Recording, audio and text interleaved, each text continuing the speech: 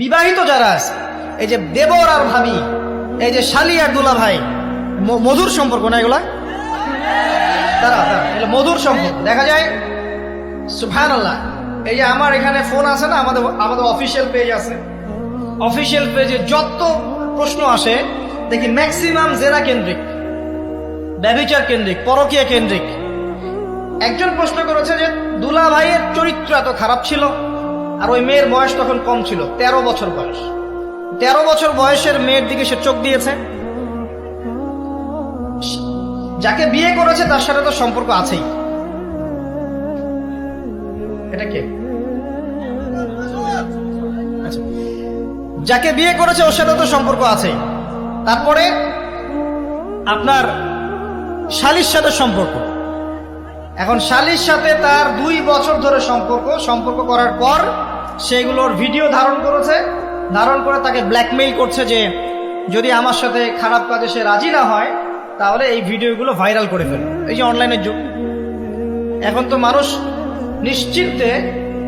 নিশ্চিন্তে মানুষ যে একটা প্রাইভেট লাইফ লিড করবে সেটাও করতে পারে না। প্রাইভেট লাইফের সবকিছু রেকর্ডেড হয়ে যায়, হয় না? তো এটা একটা ফিতনা, মহা ফিতনা।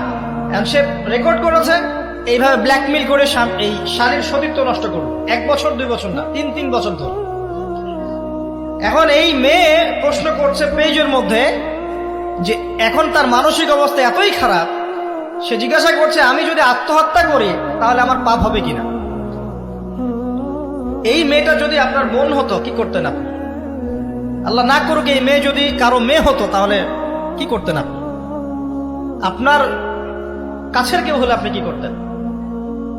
এখানে ওই শাস্তিটা না বলে সামনে যেতে পারছি না।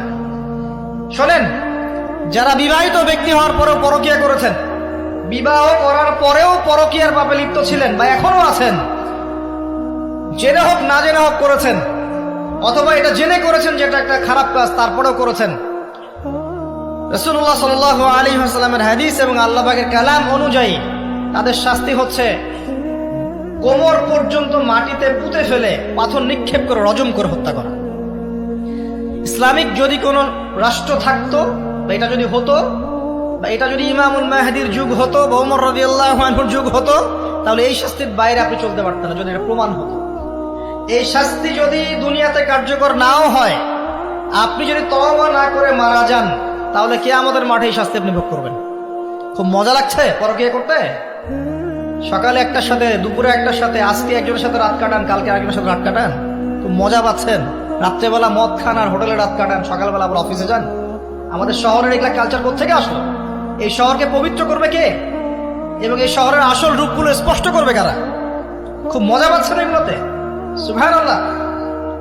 একটা বিষয় বুঝাই, ইসলামে কেসাস আছে, কেসাস। মনে করেন আমাকে কেউ হত্যা করেছে, আপনি তাকে হত্যা করতে পারেন। মনে করেন আপনি কাউকে হত্যা করেছেন, ঠিক আমাদের লজের মধ্যে কেউ যদি কাউকে হত্যা করে তাকে ফাঁসি দেওয়া হয় না, এরকমই কেউ যদি কাউকে হত্যা করে ইসলামের বিধান কেসাস করা, মানে হাতের বদলে হাত, চোখের বদলে চোখ, কানের বদলে কান, নাকের বদলে নাক, জানের বদলে জান, যদি প্রমাণ হয়। কিন্তু এখানেও হত্যাকারীর বাঁচার সুযোগ আছে। কিরকম? মনে করেন আপনি আমার পরিবারের কাউকে হত্যা করেছেন, আল্লাহ না করুন। এখন আপনি এসে আমাকে ক্ষমা চাচ্ছেন যে আমার ভুল হয়ে গেছে, আমি রক্তপণ দিব, আমাকে মাফ করে দেন। এখন আমাদের পরিবারে কি আপনাকে বললো ঠিক আছে আপনাকে মাফ করে দিলাম, আপনার কেসাস করার দরকার নেই, আপনি রক্তপণ দিয়ে দেন, তাহলে আপনি বেঁচে থাকার সুযোগ পেলেন। কথা বুঝতে পারছেন? একটা হচ্ছে মুরতাদ। মনে করেন কেউ ইসলামের কিছু বিষয়কে অস্বীকার করেছে, তাকে জেলখানায় বন্দী করে রাখা হবে, সুযোগ দেওয়া হবে যে আপনি কি এগুলো জেনে শুনে বলেছেন নাকি এর উপর অটল থাকবেন না ফিরে আসবেন। সে যদি বলে না আমি তওবা করলাম, আমি এগুলো থেকে ফিরে আসলাম, ও বেঁচে থাকার অধিকার পেয়ে গেল। কিন্তু বিবাহিত ব্যক্তি যারা ব্যভিচার করেছে, বিবাহিত ছেলে বা মেয়ে ব্যভিচার করেছে, তওবা করে যদি ফিরেও আসে, রজমের শাস্তি থেকে বাঁচার কোনো সুযোগ নেই। বুঝাতে পারছি না? একজন মহিলার কথা বলি তারা বুঝতে পারবে। এটা একজন মহিলা সাহাবীর ক্ষেত্রেও হয়েছে, একজন পুরুষ সাহাবীর ক্ষেত্রেও হয়েছে। আচ্ছা, পুরুষ সাহাবীর কথা বাদ দিয়ে মহিলা সাহাবীর কথাটা বলি। মহিলা সাহাবী এসেছেন, এসে নবীজিকে বলছেন ইয়া রাসূলুল্লাহ তাহিরনি, আমাকে পবিত্র করুন, আমি একটা অন্যায় করেছি, আমি বিশাল একটা অন্যায় করেছি। নবী সাল্লাল্লাহু আলাইহি ওয়াসাল্লাম বলছে কি করেছো তুমি? তখন সে বলছে আমি জিনা করেছি। নবী সাল্লাল্লাহু আলাইহি ওয়াসাল্লাম বলছেন বাসায় যাও, বাসায় গিয়ে আল্লাহর কাছে তওবা করো, আল্লাহ পাক মাফ করে দিবেন।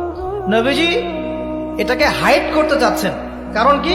যখন আপনি কেস আদালতে নিয়ে যাবেন তখন তো উপায় নাই, আপনাকে তো বিচার করতেই হবে। তুমি বাসায় ফিরে যাও, তওবা করো, আল্লাহ মাফ করে দিবেন। সে মহিলা নাছরবান্দা, না আমার বিচার করে দেন, আমার বিচার করে দেন, পরকালে আমি শাস্তি পেতে চাই না, দুনিয়াতে আমার বিচার করে দেন। নবী সাল্লাল্লাহু আলাইহি ওয়াসাল্লাম বলছে, তুমি কি গর্ভবতী হয়েছো? হ্যাঁ, জেনার কারণে আমি গর্ভবতী হয়ে গেছি। এরকম হচ্ছে না এখন? আর যে অ্যাবর্শন করছে না ওই যে ক্লিনিকে গিয়ে, এটাও ট্রেন্ড হয়ে গেছে। হইল, সমস্যা কোথায়? কি এমন হয়েছে? আমার কি কেরিয়ার নষ্ট হয়ে গেছে? ফ্যামিলিস্ট নোংরা মেয়ে কোথাকার। তারপরে এই মেয়ে বলছে, হ্যাঁ আমি গর্ভবতী হয়েছি ইয়া রাসূলুল্লাহ। নবী সাল্লাল্লাহু আলাইহি ওয়াসাল্লাম বলছেন, বাসায় ফিরে যাও, সন্তান যখন খালাস হবে তারপরে এসে বিচার করে দেব। 9 থেকে 10 মাস সে এই সন্তানকে গর্ভে ধরলো। ধরার পরে সন্তান যখন খালাস হয়ে গেল, সে নবীর কাছে এসে সন্তান কোলে নিয়ে, নবজাতক, ইয়া রাসূলুল্লাহ সাল্লাল্লাহু আলাইহি ওয়াসাল্লাম দরুদ পড়বেন, আমাকে পবিত্র করে দিন, আমার সন্তান হয়ে গেছে এখন। নবী সাল্লাল্লাহু আলাইহি ওয়াসাল্লাম বলছেন, সন্তান কি দুধ খাচ্ছে? হ্যাঁ দুধ খাচ্ছে। তাহলে তুমি তাকে দুধ পান করাও। কত বছর দুধ পান করাতে হয়? 2 বছর। 2 বছর দুধ পান করাও, দুধ পান করা শেষ হবে তারপরে এসে তোমার বিচার করে দেব। এবার 2 বছর দুধ পান করানোর পরে এই মহিলা এসেছে, সন্তানের হাতে একটা রুটি। নবীজিকে বলছেন, ইয়া রাসূলুল্লাহ সাল্লাল্লাহু আলাইহি সাল্লাম, আমার সন্তান এখন রুটি খেতে পারে, আমার সন্তান এখন রুটি খেতে পারে, আমার বিচার করে দিন। তখন নবী সাল্লাল্লাহু আলাইহি সাল্লাম বলছেন, সাহাবীরা, তোমাদের মধ্যে কেউ কি আছো এই সন্তানের দায়িত্ব নিবে? একজন আনসার সাহাবী বলছেন, আমি দায়িত্ব নিব। তখন এই আনসার সাহাবীর কোলে নবী সাল্লাল্লাহু আলাইহি সাল্লাম এই বাচ্চাকে তুলে দিলেন। তুলে দেওয়ার পর খালিদ বিন ওয়ালিদ রাদিয়াল্লাহু আনহু অন্যান্য সাহাবীদেরকে বললেন, যাও এই মহিলাকে নিয়ে যাও, কোমর পর্যন্ত গেড়ে দিয়ে রজম করে হত্যা করো। এবার এই মহিলাকে নিয়ে যাওয়া হচ্ছে। একটা কথা বানিয়ে বলছি না, আপনার আলেম ওলামা যারা আছেন জিজ্ঞাসা করবেন কওমি মাদ্রাসার।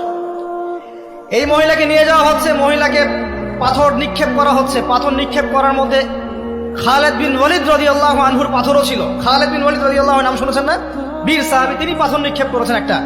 এই পাথরের আঘাতে ওই মহিলার কোন একটা জায়গায় লেগেছে, গায়ের লেগে রক্ত বের হয়ে গেছে। রক্তের ছিটাটা তার গায়ের এই যে কাপড় এসে পড়েছে।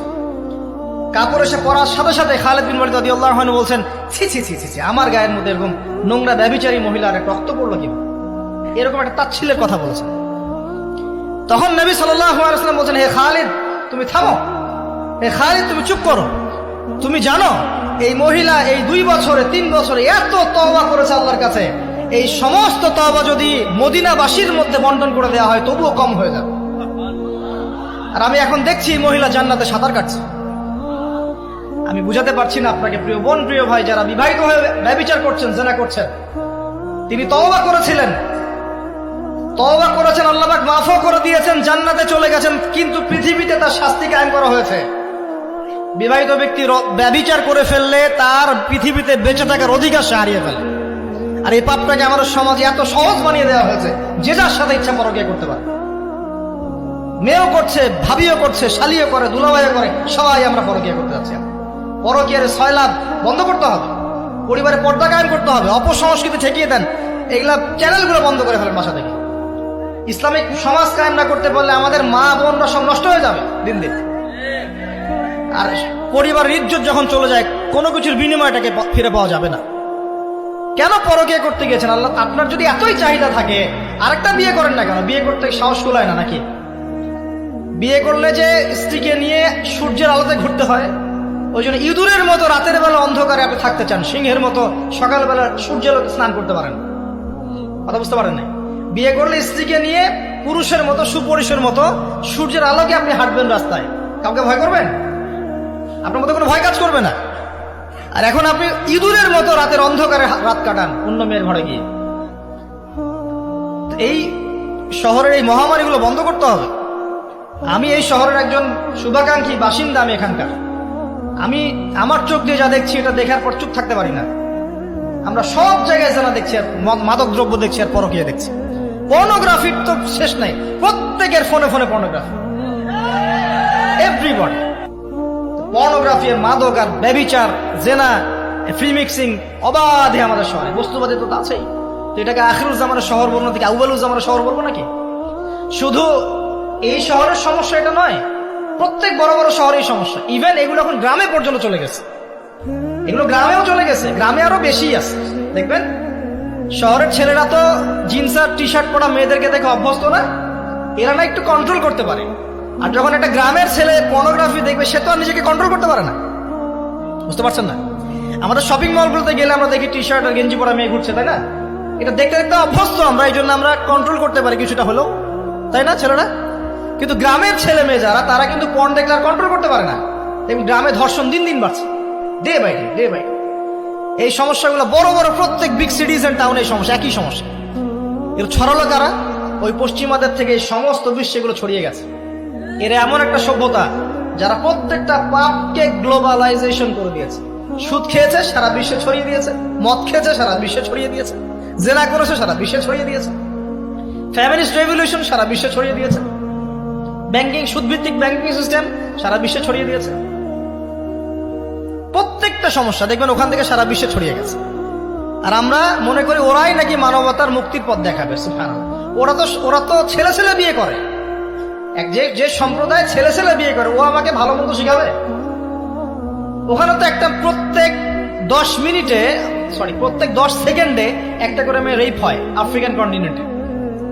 জার্মানির আমি পর্নোগ্রাফির একটা লেকচার দিয়েছি, দেখবেন নীল দর্পণ, ওখানে সব ডিটেলস দিয়েছে। জার্মানি, ব্রিটেন বলেন, আমেরিকা বলেন, এই প্রত্যেকটা কান্ট্রির মধ্যে প্রত্যেক মিনিটেই একটা করে মেয়ে ধর্ষণের শিকার হচ্ছে। ওরা আমাকে শিখাবে নারীর স্বাধীনতা, অধিকার? আমার কাছে কোরআন এবং সুন্নাহ আছে, রাসূল আছেন, আমার কাছে আল্লাহ আছেন। এগুলোকে বাদ দিয়ে তোমার কথা শুনতে হবে আমাকে? এরা আমাদেরকে বাঁচাবে না, বরং এরা সারা বিশ্বে ইয়াজুজ মাজুজের মতো ফিতনার ফাসাদ সৃষ্টি করে বেড়াচ্ছে। আসুন, একটা ব্যাখ্যার অনেক কথা হয়ে গেল। আল্লাহর ওয়াস্তে যুবক যুবতী যারা আছো, লেকচার যাতে কানে যাবে, আজকেই জেনা থেকে তওবা করতে হবে। জেনার ধার কাছে যাওয়া যাবে। হালাল ভাবে বিয়ে করো। যদি তোমার খুব যৌন চাহিদা থাকে, তোমার অনেক চাহিদা, তোমার অনেক সম্পত্তি আছে, ব্যালেন্স করতে পারো, একাধিক বিয়ে করো, কি সমস্যা? পরকীয়া করতে যাচ্ছেন কি জন্য? করবেন না। আর হালাল উপার্জনের সোর্স হয়ে গেছে, অবিবাহিত থাকার দরকার নাই, বিয়ে করে ফেলেন।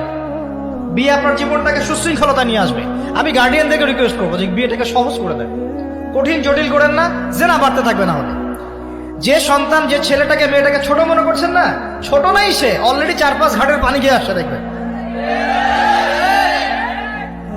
আপনারা পরিসংখ্যান দেখেন, বাংলাদেশের ইয়াং ইউথ জেনারেশন যারা আছে, এদের মধ্যে ম্যাক্সিমামই বিবাহ বহির্ভূত সম্পর্ক স্বাদ পেয়ে গেছে অলরেডি। স্কুল কলেজ পাশ করেনি, এখন পর্যন্ত যৌন সম্পর্ক করে বসে আছে।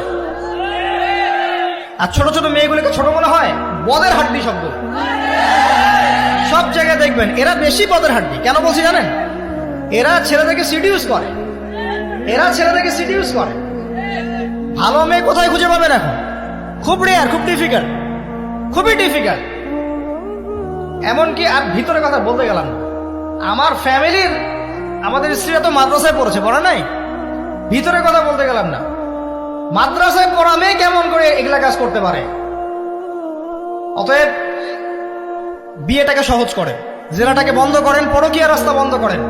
এগুলো শাস্তি দুনিয়াতে না পেলেও পরকালে পেতে হবে। কিন্তু রাসূলুল্লাহ সাল্লাল্লাহু আলাইহি ওয়াসাল্লাম মেরাজের রাতে গিয়ে দেখে এসেছেন যে একটা চুলা দেখেছেন, চুলা তন্দুর চুলার মতো, নিচের দিকটা ফাঁপা, উপরের দিকটা সরু, আগুন জ্বলছে দাউ দাউ করে, এক শ্রেণীর মানুষকে পোড়ানো হচ্ছে। আগুন যখন ফ্লো বাড়ছে, মানুষ উপরে আসছে, ফ্লো কমছে, নিচে নামছে, এভাবে। রাসূলুল্লাহ সাল্লাল্লাহু আলাইহি ওয়াসাল্লাম জিজ্ঞাসা করলেন, ইয়া জিবরিল, এরা কারা? জিবরাইল আলাইহিস সালাম বলছে, এরা আপনার উম্মতের সেই সব ব্যক্তি যারা জেনার পাপে লিপ্ত ছিল, এবং তাদের এই আযাব থেকে এত দুর্গন্ধ বের হচ্ছে কল্পনা করতে পারবেন না। আরেক শ্রেণীর লোককে দেখেছেন, সামনে এই যে ভালো গোশত, পাশে খারাপ পচা গোশত, বসে বসে পচা গোশত খাচ্ছে, ভালো গোশত খাচ্ছে না। শাস্তি হচ্ছে কবরে, বারজাখের জগতে। নবী জিজ্ঞাসা করছেন, এরা কারা? জিবরাইল আলাইহিস সালাম বলছে, এরা হচ্ছে আপনার উম্মতের সেই সব ব্যক্তি যাদের ঘরে পবিত্র স্বামী ছিল, পবিত্র স্ত্রী ছিল, তাদের সাথে সন্তুষ্ট না থেকে তারা পরকীয়া করেছে। আল্লাহ পাক আমাদের শহরটাকে হেফাজত করুন। এখানে একটাই সলিউশন, ইসলামিক অনুশাসন, আদারওয়াইজ অন্য কোনো সলিউশন নাই। কতক্ষণ ভালো থাকবেন আপনি? চতুর্দিক থেকে আপনাকে জেনায় উদ্যুক্ত করা হচ্ছে। আপনি অনলাইনে ঢোকেন, এই যে ফোনটা নেন, ফেসবুকে ঢোকেন, ইউটিউবে ঢোকেন, খালি জেনার জেনা। মানে জেনাটাকে এমন ভাবে দেখানো হয় যে কি যে মজার একটা বিষয়, কি যে মজা একটা। অথচ জানেন, জেনার মধ্যে যার্রা পরিমাণ কোনো সুখ নাই। আপনি হালাল ভাবে বিয়ে করেন, আপনি যে সুখটা পাবেন, আপনি শত শত জেনা করলে সেই সুখ পাবেন না। এটাকে দেখানো হয়, এই যে পর্নোগ্রাফি যা দেখায়, সবই ভুয়ার বানোয়ার। এটা টোটালি বানোয়ার জিনিস। শুটিং আছে না, শুটিং, ওই যে নায়ক নায়িকা নাচানাচি করে, শুট করে না, ঠিক সেম ভাবে এটাকে শুট করা হয়। এগুলো শুটিং জাস্ট, আর কিছু না। তো কেন ছড়িয়ে দেওয়া হলো? কারণ মুসলিমদের ঈমান, তাদের তাকওয়া, তাদের কলবের যে নূর, এটাকে নষ্ট করার জন্য। কারণ মুসলিম যুবকরা যদি ইসলামের আলোয় উদ্ভাসিত হয়, তাদেরকে ঠেকানো এত সহজ নয়। তাদের দ্বারা ইনশাআল্লাহ দেশ, জাতি এবং উম্মার খেদমত হবে। এই কারণে তারা সুকৌশল এটা করেছে। আসেন, অনেক লম্বা না করে আমি ফিনিশিং এর দিকে টানছি এখন এদিক থেকে। দ্বিতীয় ব্যাখ্যা এটা হতে পারে যে সমাজে ন্যায় অন্যায়, হক বাতিলের মানদণ্ডই কি হবে? উল্টে যাবে। উল্টে গেছে কিনা? মানুষ এখন মিথ্যাবাদীকে সত্যবাদী মনে করে কিনা? এবং ওয়ার্ল্ডে যত বড় বড় মিথ্যা নিউজগুলো হয়, সবাই এগুলোকে সত্য মনে করে না? আর সত্য নিউজগুলোকে মানুষ মিথ্যা মনে করে। আমানতদার একটা ব্যক্তি বলে যে চরম খেয়ানতদার, খেয়ানতকারী ব্যক্তি বলে আমানতদার। যার চরিত্র দেখবেন সবচেয়ে খারাপ, ওকে বলছে একেবারে কি চরিত্র, মহান চরিত্র অধিকারী। আর সবচেয়ে উন্নত চরিত্র অধিকারী নবী সাল্লাল্লাহু আলাইহি ওয়াসাল্লামকে মানুষ গালি দেয়, তাই না? তো দেখেন, মানদণ্ড উল্টে গেছে। আরেকটা ব্যাখ্যা বলছি এই হাদিসের শব্দটার, আনতালিদ আলামাতু রাব্বাতুহা। হ্যাঁ, সত্যি সত্যি দাসী মনিবকে জন্ম দিতে পারে, এটা বোঝার জন্য এই যুগটাই সবচেয়ে উৎকৃষ্ট। কিভাবে জন্ম দিতে পারে দেখুন, একটু মনোযোগ দেন। ফ্যামিলিস্ট রেভলিউশনের কারণে বহু মেয়ে বাইরের সভ্যতা, যারা এইসব কান্ট্রিতে না, বাইরের কান্ট্রিগুলোতে বাচ্চা কাচ্চা নেওয়ার সময় পায় না। ফ্যামিলিস্ট রেভলিউশনের কারণে বহু মেয়ে বাচ্চা কাচ্চা নেওয়ার সময় পায় না। বাচ্চা নিবে কিভাবে? এখন সন্তান তো দরকার। তখন কি করে? মধ্যবিত্ত, নিম্ন মধ্যবিত্ত কান্ট্রিগুলো থেকে কিছু মেয়েকে হায়ার করা হয়। তাদের যে গর্ভটা, এটাকে হায়ার করা হয় যে তোমার গর্ভে আমার স্পার্ম ইনজেক্ট করা হবে এবং 9 মাস সেখানে সন্তানটা হবে। তারপর সন্তান জন্ম দিয়ে তুমি তোমার অনারিয়াম নিয়ে চলে যাবে।